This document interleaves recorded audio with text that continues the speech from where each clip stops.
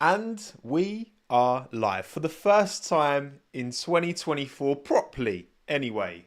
It's Tommo's Race Chinwag. Roll intro. Day one of testing is complete. Plenty to talk about. Even though the outcome of today was, let's just say, not surprising. Okay, Max firmly dominated in terms of timings, but remember, it's testing, so don't look at the timings. Okay, welcome everyone who's here live on YouTube. Halita, Ali, Eggy, the test guys, Marina, Noah, Perplexus, BNTRN, Coco, Ron, Samuel, Testy, Gnome, HSW, Tina, Daniel, Jonas, Adrian, Secret Sloth, Avkid, Levi, Flying Spy, Noah, Dante, Isabel, Spectre. Thank you to all of you who are here on YouTube. That makes this bit more of a dialogue, you know?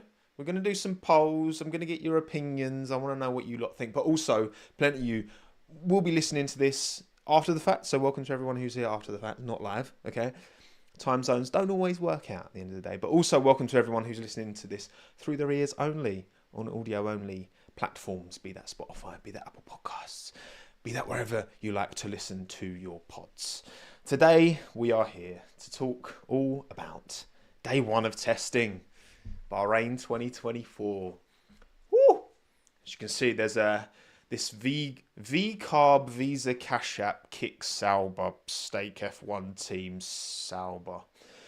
It's the V Carb with green fluoro. If you're watching, obviously if you're listening, you can't see that, but they did cover these cars today, and it's kind of what you got to do. Floviz helps significantly in understanding how the air is flowing over the car. Okay, there's only so much CFD, so much computational fluid dynamics you can do. Okay, on these cars, you've only got restricted timings, especially if you finish higher up in the season. So you've got to make these days count. 8 hours of running today, split into two 4-hour sections. And, well, this is how it finished. So at the top, we've got the classification after day one of testing in 2023. And at the bottom, we've got the same day of testing, day one in 2024. So you've got a bit of a direct comparison here. I thought that'd be an interesting to look at. So Max, a 1:31.344 today, 1.140 seconds clear of Lando Norris in P2. Fastest lap today. This time last year, Max went quickest to 1:32.837. So that's about 1.5 seconds, almost exactly 1.5 seconds difference in terms of Max's fastest timing, not Q1, testing 1, 2023 versus testing 1, 2024. Kevin De Bruyne, really? Jangstar, really? I've never read that one before. Not De Bruyne anyway. His hair's quite nice at the minute, to be fair. He's doing bits with his hair. But obviously last year, the gap between Max at the front and Fernando, P2, was only 29 thousandths of a second. This time out is 1.14 seconds. That's after sandbagging. Oh, good old sandbagging, HSW. Good old sandbagging, jumping up. Well, look, you can see laps as well. Max did 142 this time out, 157 last time out. But also, well, actually more drivers got a run on day one last time. It was only Checo and Lewis who did 0 laps of testing today. I mean, teams split it 50-50. I imagine what Red Bull and Mercedes are doing, they'll give George the first day and a half, and then they'll give Lewis the second day and a half, and the same with Checo and Max.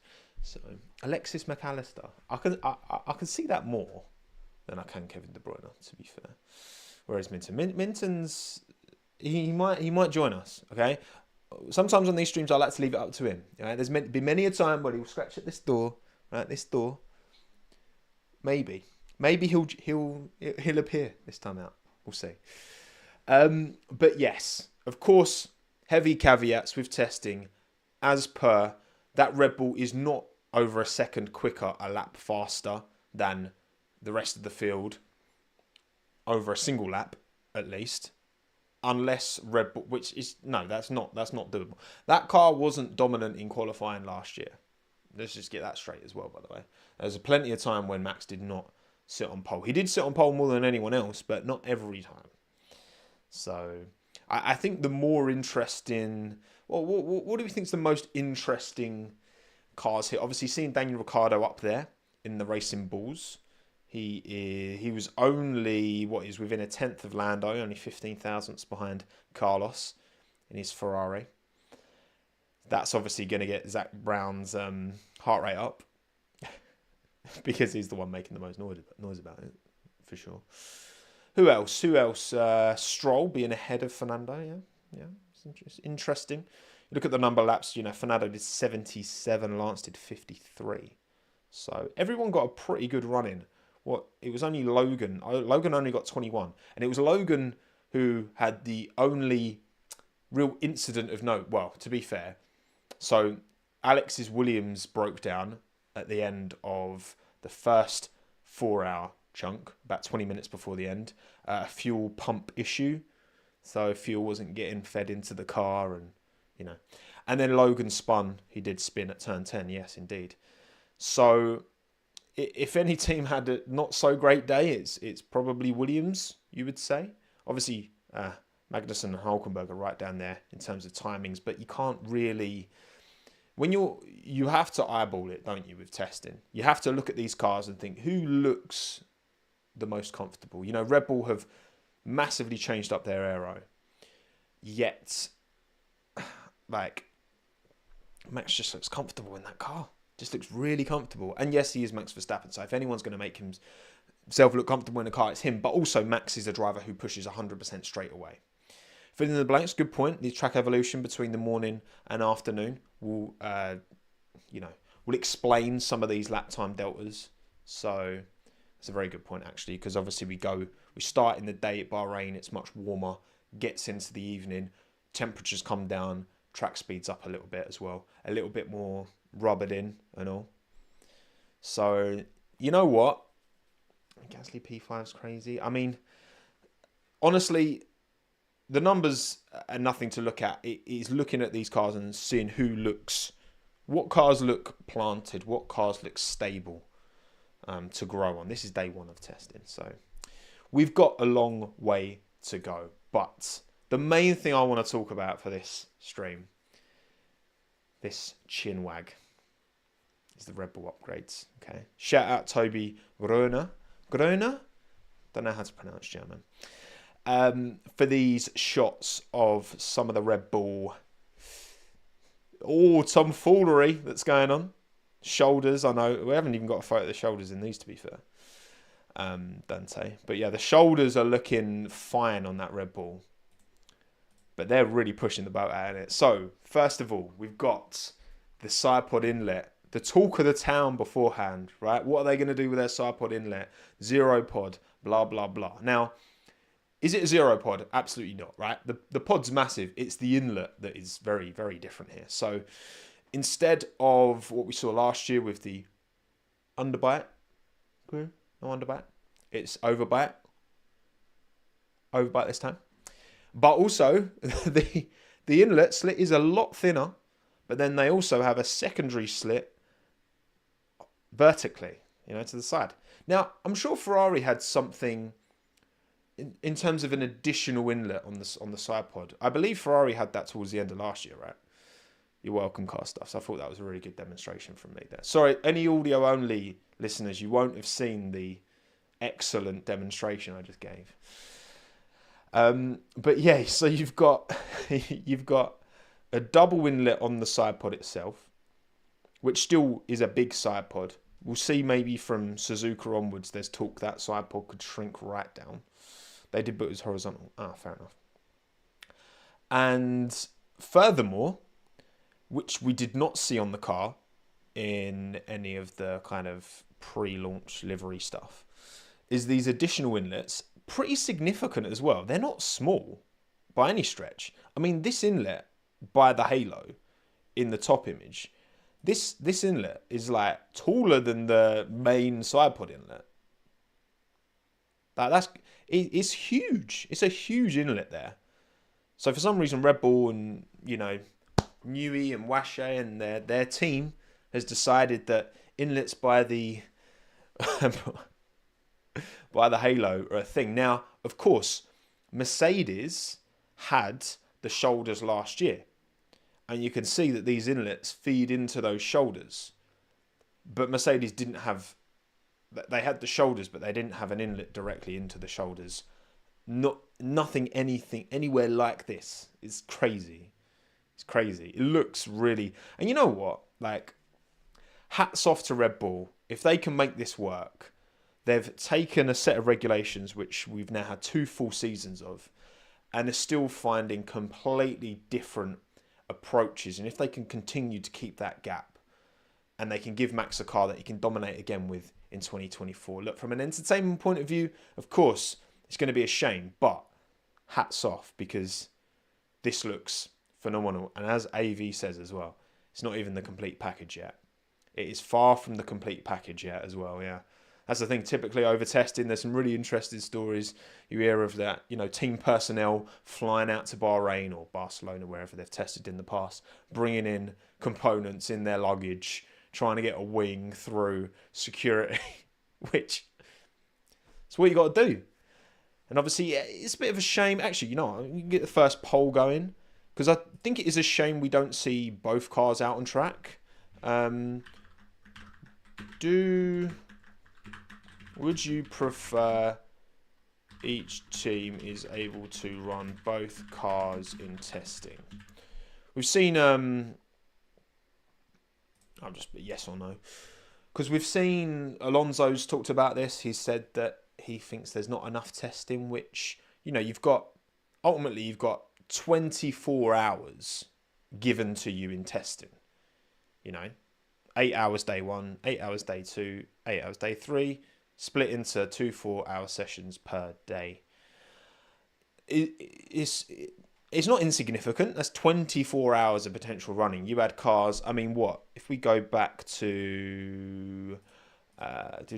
so Max did 142 laps today, which is equivalent to... Was it 50-something laps, Bahrain? It's like 55, I think, something like that. So it's like 2.5 full Grand Prix, which is pretty crazy. 2.5 full Grand Prix. It's a lot of running still.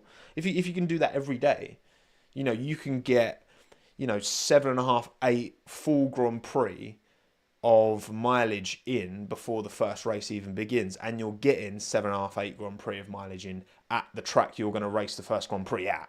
So I don't think that's so much of a problem. Would I like to see both cars being able to go out on track on time? And many of you said it's 57 in Bahrain. There you go. I don't necessarily think there should be more. I think 3 days is plenty of the 2 4-hour sessions.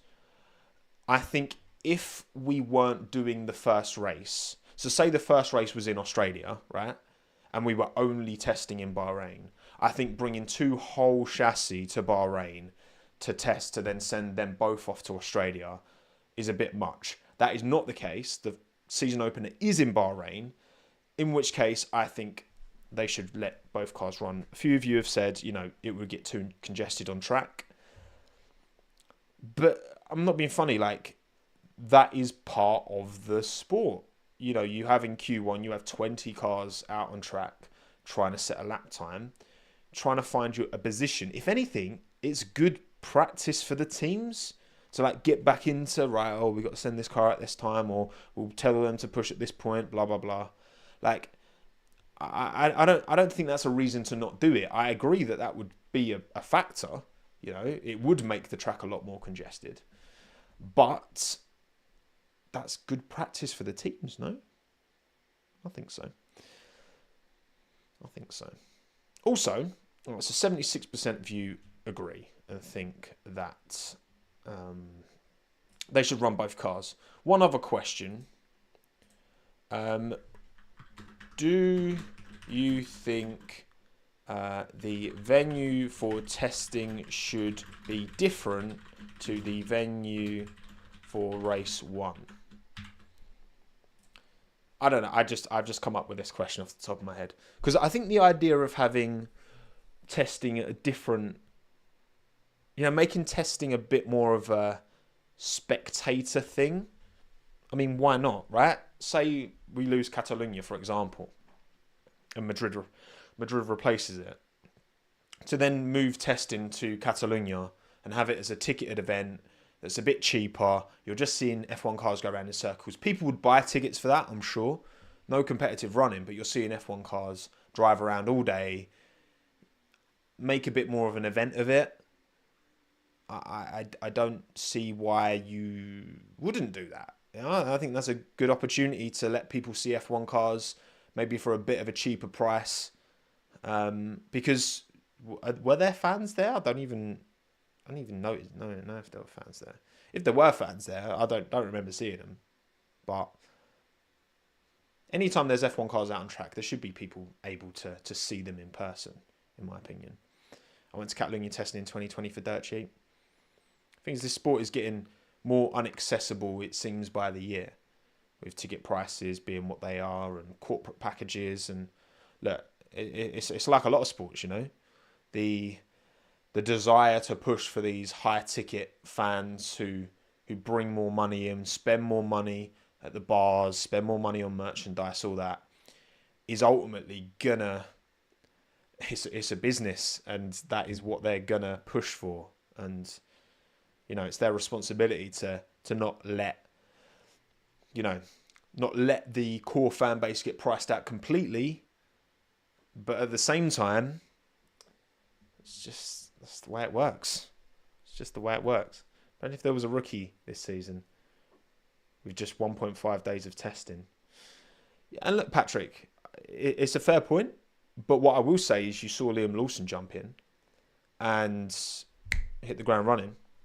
Like he did, got to Q3 in Singapore. He was the one who knocked Max Verstappen out, remember? Also, now you are allowed to run 2022 cars unlimited with your rookies, ground effect cars. Before this season, you could only do 2021 cars. So now, if, you know, Kimi Antonelli is probably getting in the 22 Mercedes, although it might porpoise him to destroy his spine, maybe. Hopefully they'll sort that out before they stick him in it. And certainly not send him around Baku. Kimi Antonelli, he can do laps in the 22 Mercedes. Ollie Behrman can do laps in the 22 Ferrari. Jack Doohan can do laps in the 22 Alpine. Drogovic can do laps in the 22 Aston Martin, etc., etc.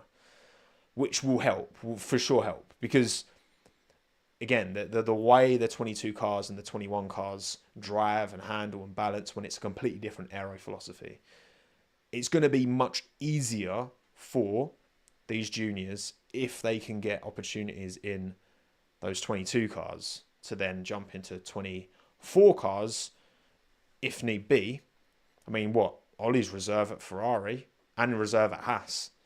So if anything happens to those guys, there's a good chance he gets the call up, in which case he needs to make sure he's ready, you know.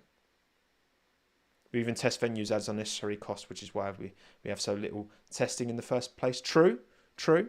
I would say, when you say unnecessary costs, I think if you move it to a venue where there isn't a Grand Prix, it may add costs, but it puts F1 cars in a place where people can access it that might not be able to access them through the other 24 Grand Prix.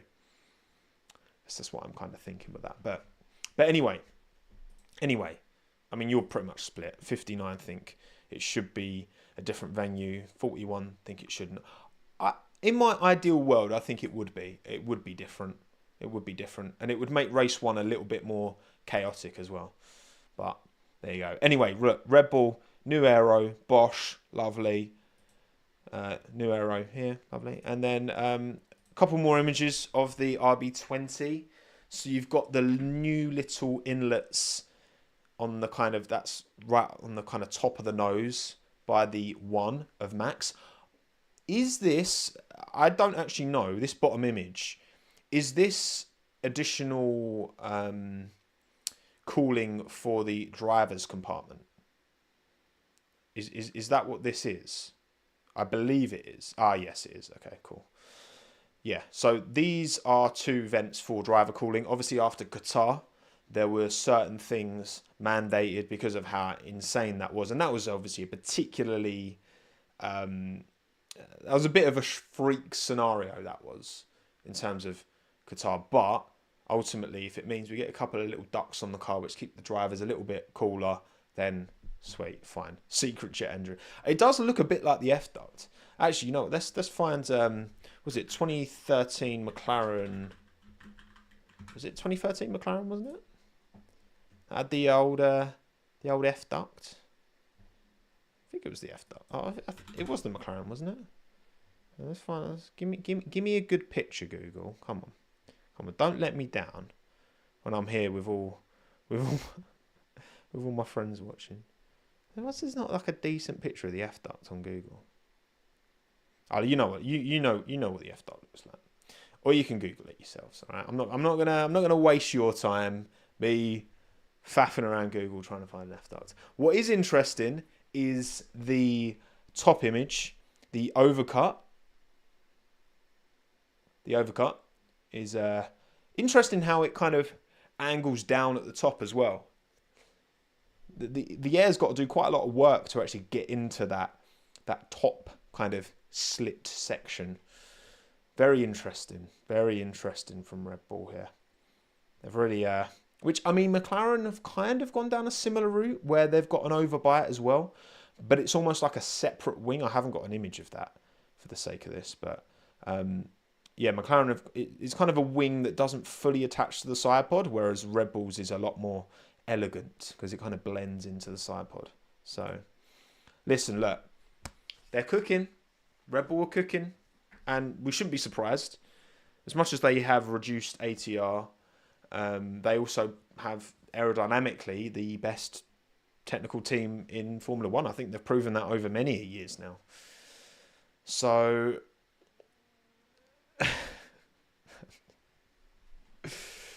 we'll see. Motornaut, to be honest, I say it's got to do a lot of work because it just looks, it's not as direct but of course, obviously, pressure and all this stuff. I'm no aerodynamicist, okay? Whatever they've done clearly works. No ATR on cooling ducts. Well, they've got the little cooling ducts at the end of the nose as well, haven't you? So, bosh. But yeah, well done, Red Bull. Let's see if the gap is as ominous as it looks, because finally we've seen all 10 cars out on track. Now, seeing a car out on track versus seeing the renders and seeing them in studio lighting, very different. I want to know, chat, of these 10 cars, now we've seen them through the broadcast feed and we've seen them, all the cameras that we're going to see, all the angles that we're going to see, watching it on telly, which livery has impressed you, stood out to you the most? So, they all look better than I thought, all of them. Dante, I would broadly agree, actually. I would broadly agree. I think they all look really good in person. In the renders, they typically look good, but in the studio shots, they do. Like in person, they just look it's a bit dead. Alpine looks way better, according to Dylan. Ferrari looks the best. Alpine looks awful on track as well. Incredible. Jimbo and Dylan do not agree. McLaren, obviously the papaya really does pop. The Sauber, wow. Even just looking at these 10 together, like the Sauber is the one that pops by far and away the most. It is bright lime green, so of course it does. But also it's got a decent amount, even on the wing, which I was quite surprised at, actually. On the rear wing, they've painted it, or, wrapped it, however they do it, on the inside of the wing, not just the outside, which I thought was quite interesting. Because most teams don't put colour on the back of their rear wing. Even though, maybe they should. Ferrari, RB, yeah, obviously the racing balls does very much pop on camera. I'm still not convinced. You know what I think, right? What I think they should have done, really. Because they've talked all about, they're not going to call this car Toro Rosso. They want everyone to call it RB. They want everyone to call it Visa Cash App RB. That's what they want. Honestly,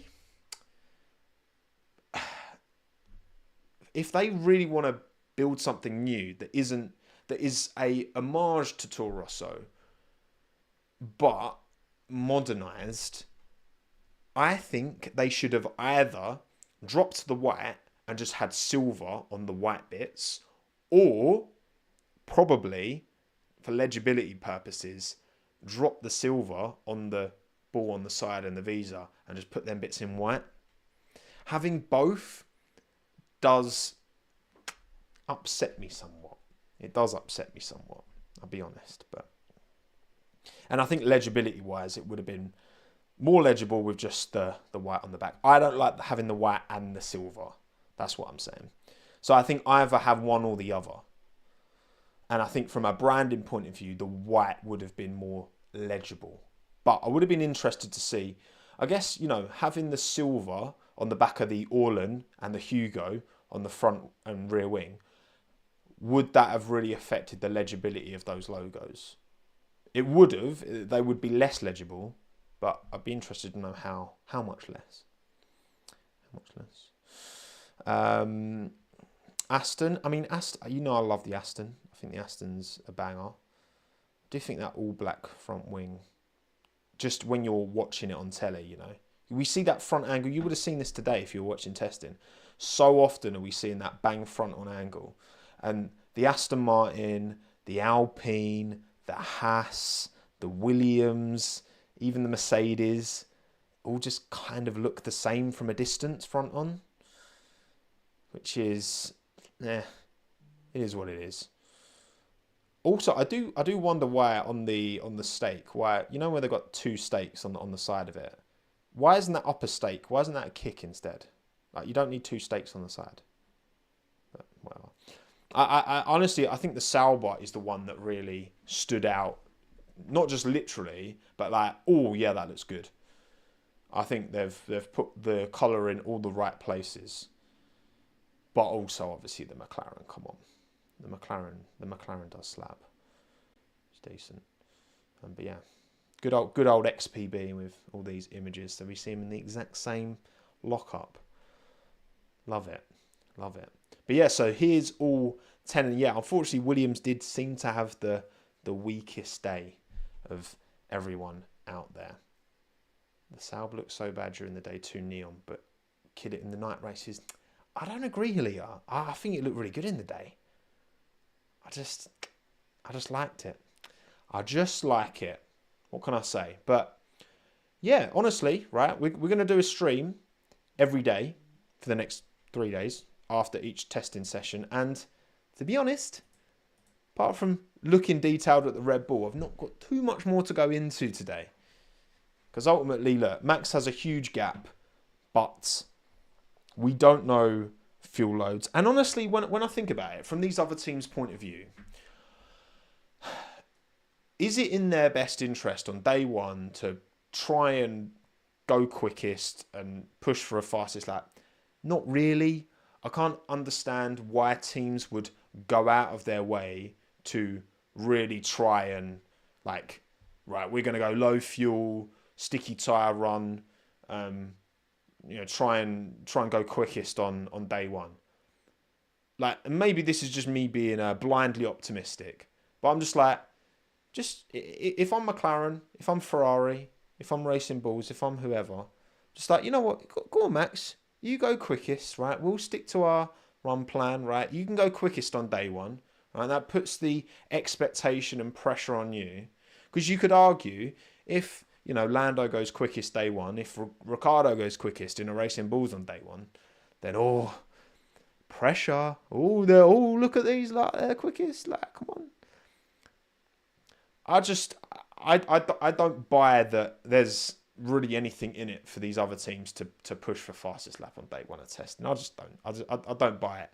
I think, if anything, it draws more eyeballs, whereas these teams just want to go under the radar, just keep it super chill, do their thing.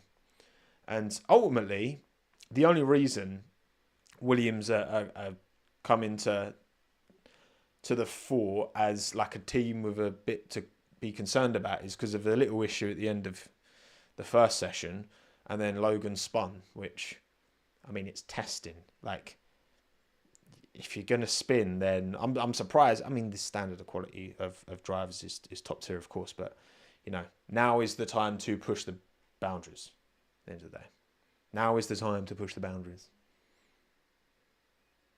Lance lost a mirror. He did. Lance did lose a mirror. That fell off. Was there anything else? Was there anything else going on?